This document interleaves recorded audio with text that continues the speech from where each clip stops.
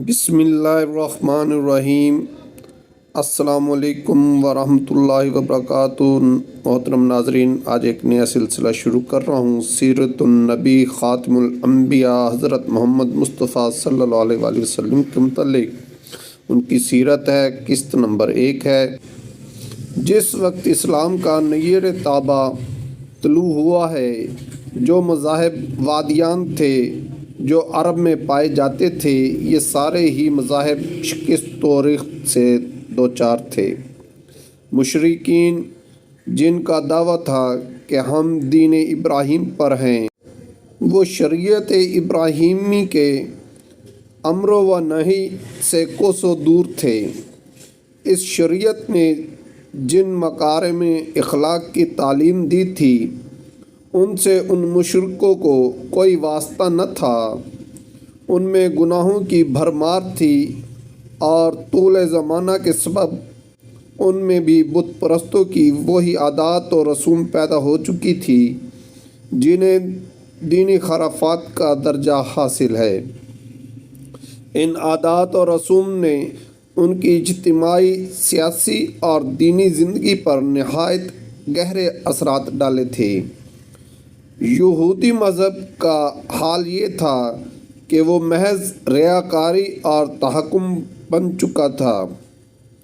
یہودی پیشوا اللہ کے بجائے خود رب بن بیٹھے تھے، لوگوں پر اپنی مرضی چلاتے تھے اور ان کے دلوں میں گزرنے والے خیالات اور ہونٹوں کی حرکات تک کا محاسبہ کرتے تھے۔ ان کی ساری توجہ اس بات پر مرکوز تھی کہ کس طرح مال اور ریاست حاصل ہو، خواہ دین برباد ہی کیوں نہ ہو اور کفر و الحاد کو فروغ ہی کیوں نہ حاصل ہو، اور ان تعلیمات کے ساتھ تساہل ہی کیوں نہ برتا جائے جن کی تقدیس کا اللہ تعالیٰ نے ہر شخص کو حکم دیا ہے اور جن پر عمل درآمد کی ترغیب دی ہے۔ عیسائیت ایک ناقابل فہم بت پرستی بن گئی تھی۔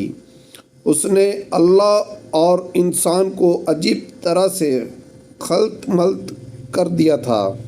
پھر جن عربوں نے اس دین کو اختیار کیا تھا، ان پر اس دین کا کوئی حقیقی اثر نہ تھا، کیونکہ اس کی تعلیمات ان کے طرز زندگی سے مطابقت نہیں رکھتی تھی اور وہ اپنا طرز زندگی چھوڑ نہیں سکتے تھے۔ باقی ادیان عرب کے ماننے والوں کا حال مشرکین ہی جیسا تھا، کیونکہ ان کے دل یکساں تھے، عقائد میں توارد تھا اور رسم و رواج میں ہم آہنگی تھی۔ جاہلی معاشرے کی چند جھلکیاں جزیرۃ العرب کے سیاسی اور مذہبی حالات بیان کر لینے کے بعد اب وہاں کے اجتماعی، اقتصادی اور اخلاقی حالات کا خاکہ مختصراً پیش کیا جا رہا ہے۔ اجتماعی حالات: عرب آبادی مختلف طبقات پر مشتمل تھی اور ہر طبقے کے حالات ایک دوسرے سے بہت زیادہ مختلف تھے۔ چنانچہ طبقہ اشراف میں مرد و عورت کا تعلق خاصا ترقی یافتہ تھا۔ عورت کو بہت خود مختاری حاصل تھی، اس کی بات مانی جاتی تھی اور اس کا احترام اور تحفظ کیا جاتا تھا۔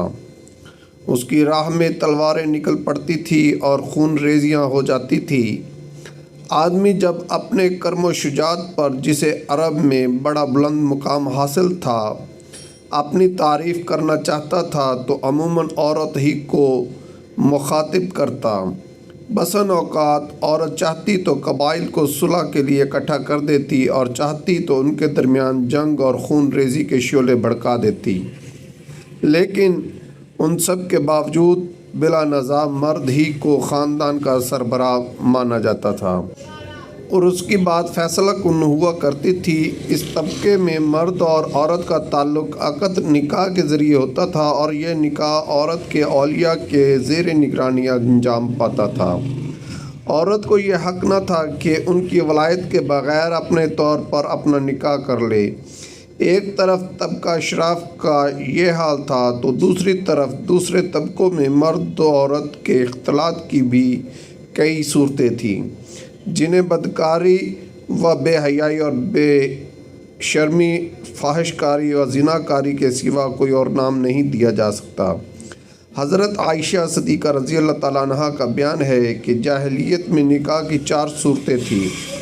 ایک تو وہی صورت تھی جو آج بھی لوگوں میں رائج ہے کہ ایک آدمی دوسرے آدمی کو اس کے زیر ولایت لڑکی کے لیے نکاح کا پیغام دیتا، پھر منظوری کے بعد مہر دے کر اس سے نکاح کر لیتا۔ بقیہ 3 صورتوں کا یہاں ذکر کرنا ضروری نہیں ہے کیونکہ وہ ایک طرح کا زنا ہی تھا۔ جب اللہ تعالیٰ نے محمد صلی اللہ علیہ وسلم کو مبعوث فرمایا تو جاہلیت کے سارے نکاح منہدم کر دیے، صرف اسلامی نکاح باقی رہا جو آج رائج ہے۔ صحیح بخاری۔ عرب میں مرد و عورت کے ارتباط کی بعض صورتیں ایسی بھی تھیں جو تلوار کی دھار اور نیزے کی نوک پر وجود میں آتی تھیں، یعنی قبائل جنگوں میں غالب آنے والا قبیلہ مغلوب قبیلے کی عورتوں کو قید کر کے اپنے حرم میں داخل کر لیتا تھا، لیکن ایسی عورتوں سے پیدا ہونے والی اولاد زندگی بھر عار محسوس کرتی تھی۔ زمانہ جاہلیت میں کسی تحدید کے بغیر متعدد بیویاں رکھنا بھی معروف بات تھی۔ لوگ ایسی 2 عورتیں بھی بیک وقت نکاح میں رکھ لیتے تھے جو آپس میں سگی بہنیں ہوتی تھیں۔